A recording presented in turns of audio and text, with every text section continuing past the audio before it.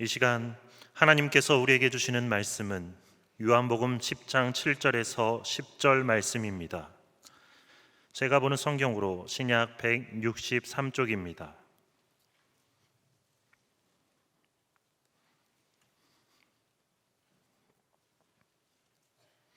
하나님의 말씀을 봉독하겠습니다. 그러므로 예수께서 다시 이르시되 내가 진실로 진실로 너희에게 말하노니 나는 양의 문이라. 나보다 먼저 온 자는 다 절도요 강도니 양들이 듣지 아니하였느니라. 내가 문이니 누구든지 나로 말미암아 들어가면 구원을 받고 또는 들어가며 나오며 꼴을 얻으리라.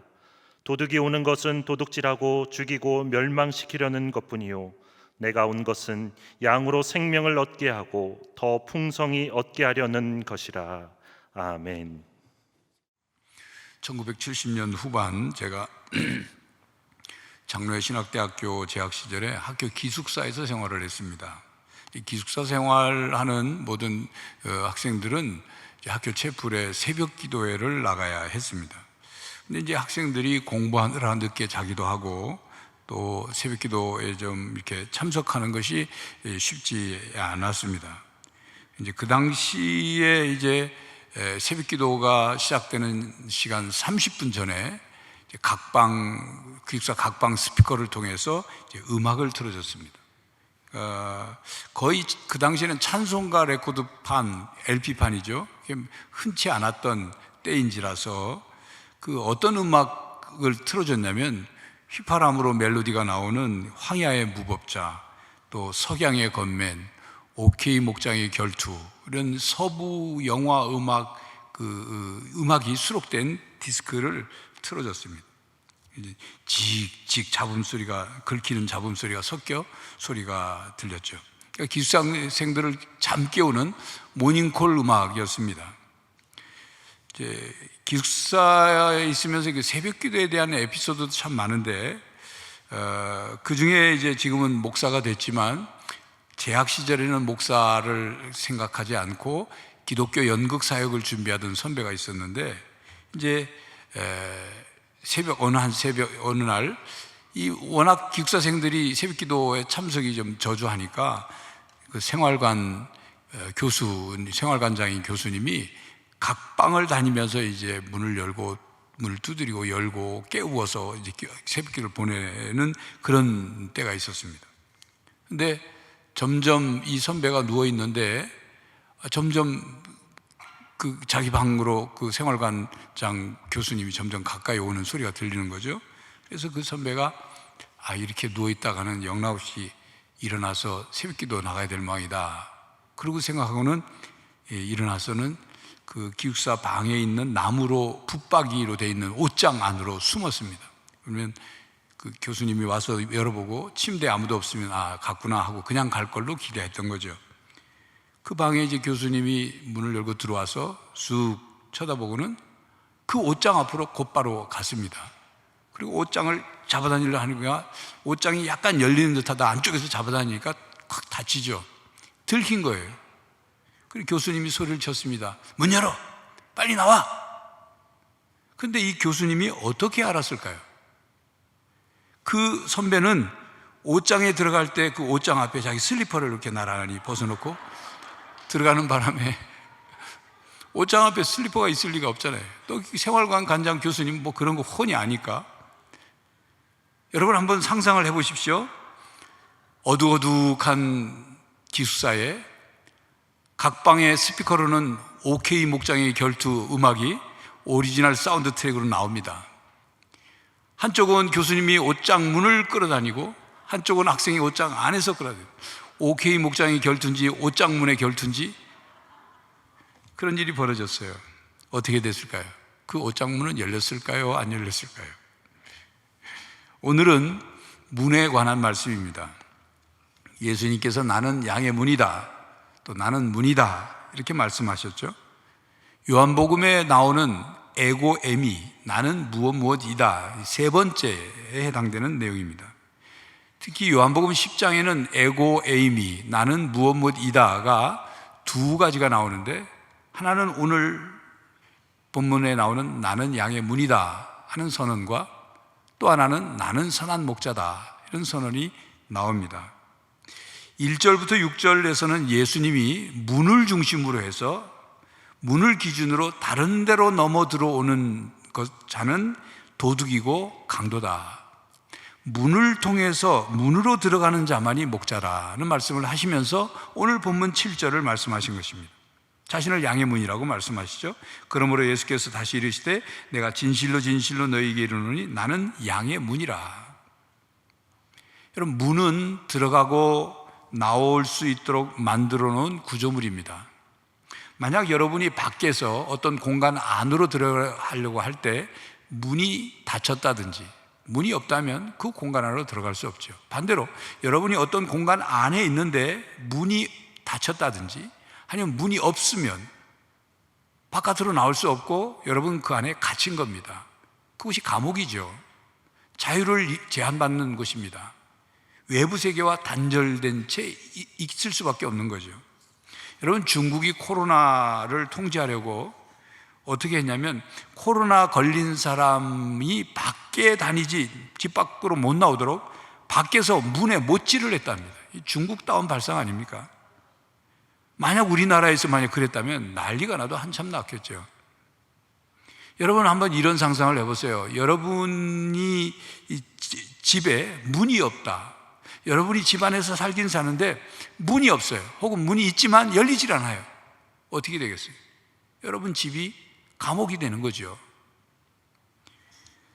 오래전 본 영화 가운데 교도소 생활을 다룬 그런 영화였습니다. 그곳에 아주 악독한 교도소 소장이 그 재소자들을 길들이기 위해서 독방에다가 아주 마음에 안 들면 독방에다 집어넣습니다. 근데 그 독방이라는 것이 어떤 곳이냐면 그 안에 집어넣고 밖에서 문을 잠그면 아무도 교도소장이 허락하지 않으면 문을 열어주지 못하는 거예요. 그리고 창문도 없어요. 그 공간이라는 것이 자기 몸 겨우 움직일 정도의 그런 공간에서 그렇게 일주일, 보름, 한 달 그렇게 벌을 받는 거죠. 징벌을 받아야 돼요. 끔찍한 일이 아니겠습니까? 문은 출입구입니다. 어떤 공간으로 들어가거나 나오기 위해서 통과해야 하는 그런 것이 문입니다. 또한 문 중에 어떤 문은 아무나 드나들지 못하는 문이 있어요. 그 문을 출입할 수 있는 권한이 있는 허락된 사람만이 다닐 수 있는 문이 있는 겁니다. 구약 성경에 보면 도피성 제도라는 것이 있습니다. 이스라엘이 가나안 땅을 정복하고 12지파에게 각 땅을 나눠줬죠. 그리고 48개의 성읍을 만들었고 그 중에 6개의 성읍을 도피성으로 정했습니다. 요단강 동쪽에 3개, 요단강을 중심으로 서쪽에 3개, 그래서 48개의 성읍에서 어디서든지 하루길만 가면 도피성에 도달할 수 있도록 그 위치를 그렇게 정해서 도피성 제도를 만들었죠. 도피성은 부득이하게 형사처벌을 받을 수밖에 없는 그런 사람이 도피성으로 빨리 피하면 살 수 있는 제도예요. 그래서 어떤 사람이 그 도피성을 들어갈 수 있느냐 하면, 피할 수 있느냐 하면 자기가 본의 아니게 실수로 살인을 했다든지, 부지 중에 알지 못하는 사이에 어떻게 해서 살인을 했다든지, 또 실수를 해서 형벌을 면치 못하게 될 때 그 도피성으로 달려가서 살려달라고 아우성을 칩니다. 그러면 그 도피성을 지키는 책임자가 그 사람의 그 이유를 들어보고, 그리고 이유가 합당하면 문을 열고 들여보내줍니다. 그리고 문을 닫아요. 그러니까 그를 향해 복수하러 오는, 그를 죽이거나 복수하러 오는 사람으로부터 지켜주는 거죠. 그래서 이것을 안전의 문이라 그렇게 말합니다. 아무나 그 도피성 안으로, 그 문 안으로 들어갈 수 있는 게 아닙니다. 예수님은 우리가 열고 들어가는 도피성의 문입니다. 예수님을 열고 들어가면 안전을 보장받습니다. 예수님은 외부의 공격으로부터 우리를 지켜주시고 보호해 주십니다. 예수님은 사탄의 공격으로부터 우리를 지켜주시고 보호해 주십니다. 그런 문이에요. 예수님은 나의 양의 문이다, 나는 양의 문이다 하신 말씀에는 양들이 예수님께로 가면 보호받을 수 있다, 또 위험으로부터 피할 수 있다, 그런 도피성의 문과 같은 분임을 말씀하고 있는 것입니다. 예수님은 양의 문이십니다. 양들이 출입하는 문입니다. 양이 아닌 다른 동물은 들어갈 수 없습니다. 그러므로 양의 문이신 예수님께는 오직 예수님의 양들만이 출입할 수 있습니다. 예수님의 음성을 아는 자는 그 문을 들어갈 수 있어요. 그러나 예수님의 음성을 알지 못하는 자는 그 문에 들어갈 수 없습니다. 오늘 본문 9절 이하에는 예수님께서 양들이 양의 문을 통해 들어가면 무엇을 얻을 수 있는지를 말씀합니다. 오늘 7절부터 10절까지 말씀을 보면 바로 우리가 양의 문이신 예수님을 통해서 들어가면 무엇을 얻게 된다고 말씀하고 있습니다. 그 첫 번째가 구원을 받게 된다고 말씀하십니다. 9절 상반절에 내가 문이니 누구든지 나로 말미암아 들어가면 구원을 받고, 나로 말미암아 들어가면 구원을 받고, 이 말씀은 문이신 예수님을 통해서 구원을 얻을 수 있다, 그 말씀이죠. 예수님을 통하여 들어가면 예수님으로 말미암아 우리가 구원을 받는다, 그 말씀입니다. 예수님을 비켜가거나 예수님을 넘어가면 구원받을 수 없습니다. 이와 관련해서 예수님께서 나는 양의 문이라 말씀하신 중요한 의미는 본문 앞에 1절 내용을 통해서 더 우리가 분명히 알 수 있습니다. 1절에 보면 내가 진실로 진실로 너희에게 이르노니 문을 통하여 양의 우리에 들어가지 아니하고 다른 데로 넘어가는 자는 절도며 강도요. 예수님 외에 자신을 구원자라 구세주라 주장하는 자들은 영혼을 미혹하고 멸망시키려는 사탄의 도구일 뿐이다, 그 말씀이에요. 그들은 영혼을 도둑질하기 위해 자신을 메시아라고 사기를 칩니다. 이단 교주들이 그렇죠. 통일교 교주 문선명이 그렇고, 기독교 복음 선교회 교주 정명석이 그렇고, 신천지의 교주 이만희가 그렇고, 하나님의 교회 예수 증인의 안상홍, 장길자 다 그렇습니다. 거짓 그리스도인데, 거짓 그리스도예요. 그들의 공통적인 특징은 사람들을 미혹하고 속여서 재산을 빼앗고 가정과 인생을 파탄내는 겁니다. 자기 욕망을 채우는 일이에요. 예수님은 우리에게 목숨을 내어주셨는데 그들은 사람들의 삶과 재산과 영혼을 빼앗는 자들입니다. 양의 문이란 양을 위한 문입니다. 그렇기 때문에 하나님의 백성들이 영적인 세계에 들어갈 수 있는 길을 가리키는 것이다, 양의 문이란. 그렇게 주석학자 버나드는 설명합니다. 그것은 곧바로 하나님 아버지에게로 인도하는 통로를 의미합니다. 그러니까 예수님이 양의 문이시라는 선언은 문을 통하여 들어가는 사람에게 주시는 약속이 담겨 있습니다. 그 양의 문을 들어가면 뭐가 있다? 약속이 담겨 있습니다. 9절 상반절 말씀처럼 구원을 주시는 거죠. 구원을 받습니다. 예수님이 우리에게 문이신 것은 우리로 하여금 예수님을 통해서 예수님으로 말미암아 구원을 얻도록 하시기에 양의 문이 되신 것입니다. 자, 그런데 여러분, 자동문을 아시죠? 사람이 열고 닫는 것이 아니라 문이 스스로 자동으로 열렸다 닫히는 문 말입니다.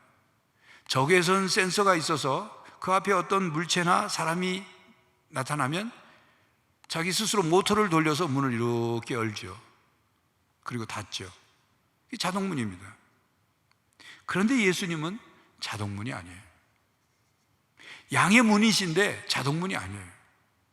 모든 사람이 들어갈 수 있는 문이지만 아무나 들어갈 수 있는 문이 아니에요. 이게 무슨 말일까요? 모든 사람이 들어갈 수 있는 문이지만 아무나 들어갈 수 없다. 이게 무슨 말일까요? 예수님께서 말씀하시는 양의 문은 이런 문입니다. 하루 종일 양들에게 풀과 그리고 물을 먹이고 해가 기울어지면 목자는 양떼를 이끌고 우리로 옵니다. 팔레스타인에서 이 양의 우리는 동굴을 우리로 하는 목자들도 있었고, 여러분 보시는 것처럼 돌담을 쌓아서 우리로 만든다든지, 아니면 나뭇가지로 엮은 담을 담을 싸서 우리로 사용하기도 했습니다. 형편이 넉넉한 사람은 개인 우리를 가지고 있었고, 그렇지 못한 사람들은 공동 우리에 자기의 양들을 집어넣었어요. 그런데 모든 우리에는 문이 하나밖에 없습니다. 목자들은 그 문을 통해서 양들을 우리 안으로 몰아넣고 또 불러내기도 합니다. 그리고 목자는 밤에 양들을 보호하기 위해서 우리의 문을 가로막고 잠을 자게 합니다. 여러분 보시는 화면에 본 대로 문 앞에 목자가 옆으로 누워 있는 겁니다. 목자가 그렇게 문을 막아 지키고 있는 한 아무도 우리 안에 들어갈 수 없습니다. 따라서 목자는 곧 양의 문과도 같은 거예요. 무슨 뜻이냐면 예수님이 말씀하시는 문은 자동문이 아니다는 거예요. 양도 들어가고 짐승도 들어가고 무슨 맹수도 들어가고 도둑도 들어가고 그런 문이 아니란 말이에요. 목자가 관리하는 문이에요. 오직 양을 위해서만 사용하는 문입니다. 다른 말로 표현하면 목자가 허락하지 않으면 그 무엇도 들어가고 나올 수 없는 것, 그런 문이에요. 오직 양을 위한 문이신 예수님께서 허락하신 양들만 그 문으로 들어갈 수 있습니다. 오직 예수님께서 구원하시는 사람만 들어갈 수 있는 문이에요.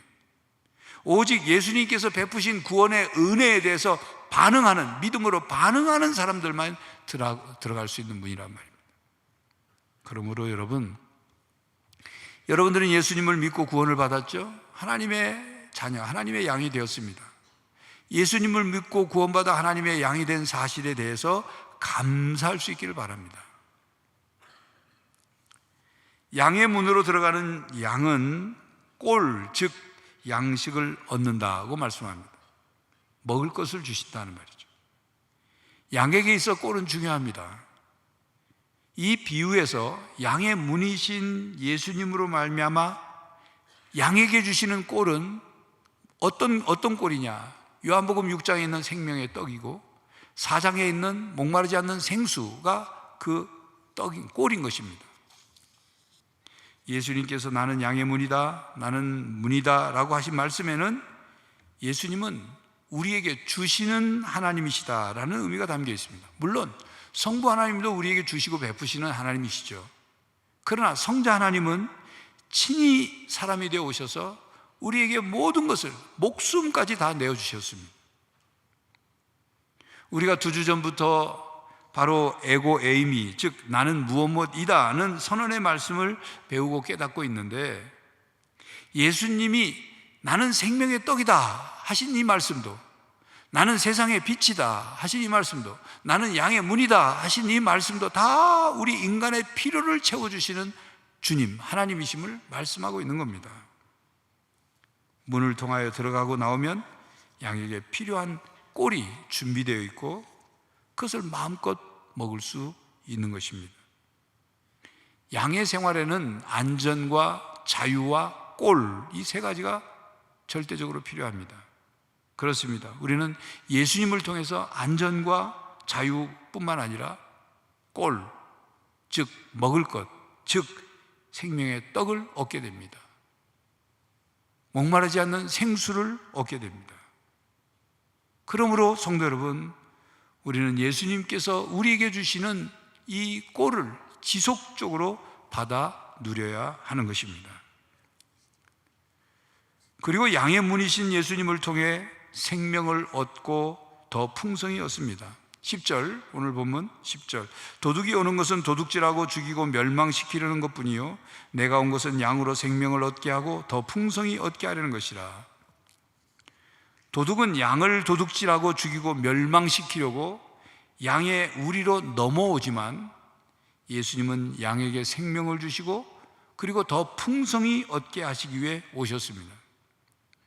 생명을 얻게 하는 것으로 끝나지 않고 생명을 더 풍성케 하시겠다, 그 말씀이죠. 생명을 더 풍성케 한다, 더 생명을 더 풍성히 얻게 한다.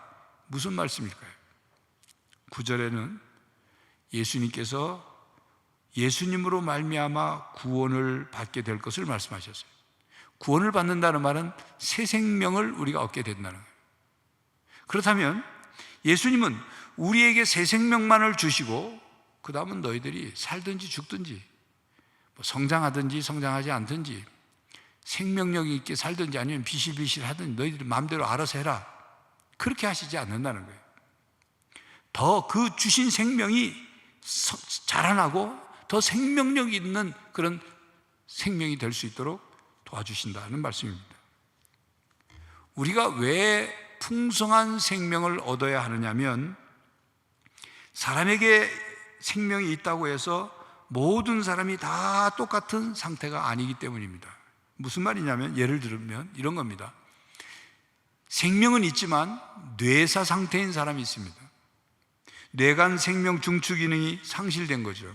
그래서 스스로 자발적으로 호흡을 못해요. 그래서 인공호흡기에 의지해서 호흡과 심장박동을 유지하는 상태입니다. 식물인간이라는 식물인간이 있어요. 식물인간은 대뇌의 기능은 정지됐지만 자발적으로 호흡은 할 수 있어요. 그래서 맥박과 혈압과 체온이 유지될 수 있는 상태예요. 그러니까 뇌사보다는 식물인간과 좀 다르죠. 같은 생명이라도. 뇌사 상태나 식물인간은 아니지만 호흡에 문제가 있어서 인공호흡기를 대야 숨 쉴 수 있는 중환자들이 있어요. 같은 생명이지만 또 다르죠. 신체의 일부분에 문제가 생겨 병이 있는 일반 환자가 있습니다. 어떤 일상생활에 어떤 불편 없이 사는 건강한 사람이 있어요. 또 어떤 사람은 감기 한 번 안 걸리고 어떤 바이러스가 몸속에 침투해도 자가의 면역력으로 능히 이기는 아주 매우 건강한 사람이 있어요. 이와 같이 똑같은 인간의 생명을 가지고 있지만 생명의 상태는 차이가 있다는 말입니다. 그렇기 때문에 우리는 그저 숨만 겨우 쉬는 그런 상태의 생명이 아니라, 그런 사람이 아니라 마음껏 움직이고 열심히 일하고 걷고 뛰고 놀아도 지치지 않는 그런 생명력 있는 그런 상태를 원하는 것입니다. 예수님께서 우리에게 주신 생명은 겨우겨우 살다가 천국에 들어가는 생명을 주신 것이 아닙니다. 자라나는 생명, 온전한 생명, 건강한 생명, 다른 사람에게도 도움을 줄 수 있는 그런 생명을 우리에게 주신 겁니다. 그 생명은 몸과 마음과 영과 마음과 몸이 조화를 이루고 질서를 이루는 그런 상태죠. 그래서 생명력이 넘치는 겁니다. 그러므로 우리가 신앙생활을 표현할 때, 신앙생활이란 이 세상에서 사는 동안 주님이 주신 새 생명으로 그 생명이 점점 자라고 더 풍성해지는 그런 과정이 이 땅에서의 신앙생활이에요. 그걸 다른 말로는 성화 과정이라 그렇게 얘기합니다. 자, 그렇다면 여러분, 어떻게 하면 더 풍성한 생명을 누릴 수 있을까요? 장수학의 권위자인 마이클 로이젠 박사는 그 건강과 생명력을 누리는 그런 비법을 말했습니다. 운동이나 적게 먹는 소식 같은 것을 통해서 젊음을 유지하면 된다. 유지하라. 담배를 끊으면 8년을 더 산다고 합니다. 혈압을 조절하면 25년을 더 산다고 그래요. 양치질만 부지런히 잘해도 6년을 더 산다는 거예요. 자동차 안전벨트를 매는 것만으로도 3, 4년을 더 산대요. 스트레스를 줄이면 32년을 더 살고, 그리고 매일 웃으면 8년을 더 산다고 합니다. 이렇게 몸과 마음의 생명력을 높일 수 있는 방법이 있어요. 자, 그런데 이것만으로는 안 되는 겁니다. 몸과 마음뿐만 아니라 영과 마음과 몸이 질서를 잡아야 풍성한 생명을 누릴 수 있는 것입니다.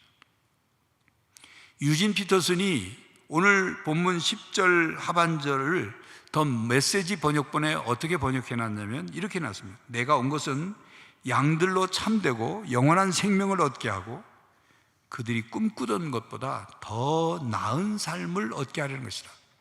더 나은 삶을, 풍성한 삶을 더 나은 삶으로 표현했어요.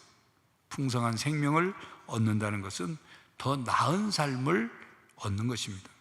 예수님으로 인해서 더 나은 삶을 살아가는 것, 그러려고 우리가 신앙생활을 한다 그 말이에요.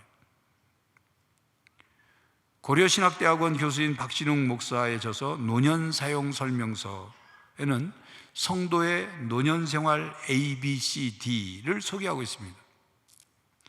성도의 노년생활 ABCD에서 A는 웰 에이징의 A입니다. 세상은 안티 에이징에 관심이 있어요. 덜 늙으려고, 안 늙으려고 어떻게든 뭐 영양제를 먹든 얼굴에다 주사를 놓든 안 늙은 것처럼 하려고. 이게 세상의 방법이에요. 성경의 방법은 안티 에이징이 아니라 웰 에이징이라는 거예요. 곱게 늙기, 나이 듦을 받아들이고 고상하게 늙어가는 것을 말합니다. 두 번째 ABCD의 B는 웰빙의 B입니다. 세상의 웰빙은 유기농 음식 먹고 가고 싶은 데 가고 작은 것에 행복을 느끼면서 그렇게 살면 웰빙이다. 뭐 버킷리스트 만들어가지고 그거 하고. 근데 성경은 그걸 무시하지는 않아요. 그러나 그것보다 더 나아가서 소명의식과 사명의식을 가지고 의미 있는 삶을 살아야 그것이 웰빙이다. 그렇게 말씀합니다. 세 번째 C는 웰 셀레브레이팅입니다. 노년이 되어도 삶을 축제하듯이 즐겁게 아름답게 시간을 보내려고 힘쓰는 것, 웰 셀레브레이팅. 그리고 마지막 ABCD의 D의 D는 웰 다잉의 D입니다. 죽음을 혐오하거나 두려워하지 않고 영생을 위한 죽음을 준비하는 삶, 준비된 죽음을 맞이하는 삶.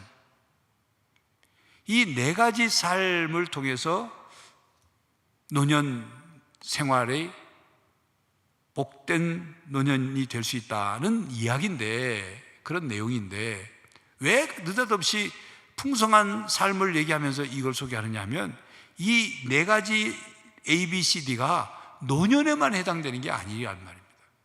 나이가 어리든 젊든 어렸을 때부터 이 ABCD를 웰 에이징, 웰 빙, 웰 셀레브레이팅, 웰 다잉, 성경의 가르침이거든요. 이렇게 사는 삶이 풍성한 생명을 누리는 삶인 거예요.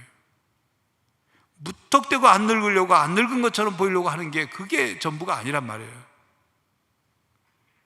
주님이 우리에게 생명을 주시고 그 생명을 더 풍성하게 하신다. 그 말은 주신 생명, 그 생명 안에 영과 마음과 몸이 조화와 질서를 이루고 날마다 성장하고 날마다 더 온전해지고 삶 속에서 기쁨과 평안을 누리고 언제나 믿음과 소망과 사랑을 가지고 살아가는 그런 새 생명의 삶을 사는 것, 이거 풍성한 삶을 사는 것입니다. 예수님은 우리가 예수님을 믿음으로 그저 죽은 후에 천국에 들어가는 것, 그것만 목표로 삼아서 사는 것을 원치 않으십니다. 새 생명을 얻은 후 날마다 그 새 생명이 성장하고 성숙해지고 영원한 생명을 얻은 하나님의 자녀로서 더욱 풍성한 생명을 누리며 살기를 원하십니다. 진정한 생명, 온전해지는 생명, 영원한 생명을 누리게 하시길 원하십니다. 그러므로 성도 여러분, 우리는 예수님께서 우리에게 주신 생명, 예수님께서 우리에게 주신 구원, 예수님께서 우리에게 주신 은혜, 예수님께서 우리에게 주시는 말씀, 예수님께서 우리에게 주신 생명의 떡, 우리에게 주시는 생명의 생수, 우리에게 주시는 그 생명력, 생명의 빛, 이것을 지속적으로 받아서 더 나은 삶을 살아가는 거예요. 이게 신앙생활인 거예요. 예수님은 우리에게 나는 양의 문이다, 내게로 오라, 들어오라 말씀하십니다. 뿐만 아니라 다른 사람에게도 예수님, 양의 문이신 예수님께로 들어오도록 전해라, 그렇게 말씀하고 계십니다. 예수님을 통하여 더 많은 사람들이 구원을 얻고 풍성한 삶을 살기를 원하십니다. 예수님께서 양의 문이라면 교회도 양의 문이 되어야 합니다. 예수님께서 생명을 주시고 그 생명을 더 풍성하게 하신다면 교회도 세상을 향해 생명을 주고 더 풍성케 하는 사명을 감당해야 합니다. 예수님 안에서 함께 우리가 누려야 하는 것입니다. 성도 여러분, 오직 예수님으로 말미암아 구원을 받고 지속적으로 영의 양식을 먹고 더 풍성한 생명을 누리는 성도들이 되시기를 간절히 바랍니다. 기도하겠습니다. 하나님, 이 땅에 살면서 우리가 예수 그리스도를 믿음으로 새 생명, 그 영원한 생명을 얻게 되었고 그 새 생명이 더욱 성장하고 더 풍성해지기를 원합니다. 풍성한 생명을 누리며 이 땅을 살기 원합니다. 예수님, 우리의 마음속에 주인이 되어 우리를 다스려 주시고 성령 하나님, 우리에게 오셔서 우리를 도와 주시옵소서. 예수 그리스도의 이름으로 기도하옵나이다. 아멘. 성도 여러분, 예수님은 양의 문이십니다. 우리가 들어가야 할 문입니다. 예수님을 통해 구원을 받고 지속적으로 영의 양식을 얻으며 더 풍성한 생명을 누리는 성도들이 되시기를 간절히 바랍니다. 지금은 우리 주 예수 그리스도의 은혜와 하나님 아버지의 사랑과 성령 하나님의 교통하심이 구원을 얻고 더 풍성한 생명을 누리기를 다짐하는 모든 성도들과 가정과 삶의 현장 위에 이제로부터 영원히 함께 하시기를 간절히 축원하옵나이다. 아멘.